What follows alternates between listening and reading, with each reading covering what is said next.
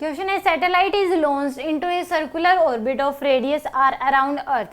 Wheel second satellite is launched into a circular orbit of radius 1.02 r। The percentage difference in the time period of two satellite, यानी कि हमें जो निकालना है वो निकालना है T2 माइनस T1 बाय में T1 इंटू 100। इसकी वैल्यू हमें निकालनी है percentage difference between two satellite, difference in the time period of two satellite. ये हमें निकालना है T2 minus T1 by T1 into 100।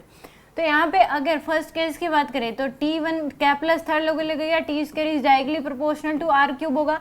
पहला जो सैटेलाइट है वो r के ऑर्बिट, r रेडियस के ऑर्बिट में घूम रहा है, यानी कि T1 का स्क्वायर डायरेक्टली प्रोपोर्शनल हो जाएगा r के क्यूब के, और दूसरा है 1.02 r के रेडियस में, तो T2 का square is directly proportional to 1.02 r का क्यूब।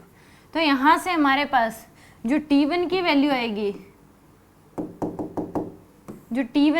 आएगी, वो क्या आ जाएगी, r की पावर 3/2, और T2 की वैल्यू आ जाएगी 1.02 की पावर 3/2।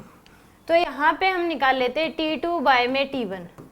तो T2 बाय T1 की वैल्यू आ जाएगी 1.02 r है, यहाँ पे r की पावर 3/2 और नीचे है r की पावर 3/2। तो इसको हम लिख सकते हैं 1.02 की पावर 3/2, r की पावर 3/2 डिवाइड बाय में r की पावर 3/2। तो इससे क्या हो जाएगा, कैंसिल आउट। तो यहाँ से हमारे पास T2 बाय T1 की जो वैल्यू है वो आ गई हमारे पास 1.02 की पावर 3/2। इसको सोल्व करना थोड़ा क्या है, मुश्किल है, तो इसको एक आसान तरीका है, इसको हम बायनोमियल थ्योरम से कर सकते हैं। इसको हम क्या लिख सकते हैं, T2 बाय में T1 इक्वल टू, इसको हम लिख सकते हैं 1 प्लस 0.02 की पावर 3/2।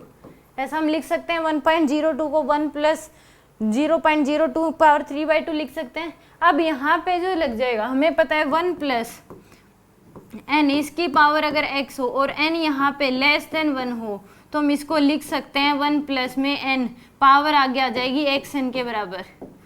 ये आ जाएगी आपके पास 1 प्लस में xn के बराबर, ऐसा लिख सकते हैं। पावर आगे ले लेते हैं, या फिर इसको ऐसे कह लो, कोई फर्क नहीं पड़ता, कि 1 प्लस में x की पावर n है और x यहाँ पे लेस देन 1 हो तो हम इसको लिख सकते हैं 1 प्लस nx के बराबर, ऐसा लिख सकते हैं। पावर आगे आ जाती है इसके x के साथ।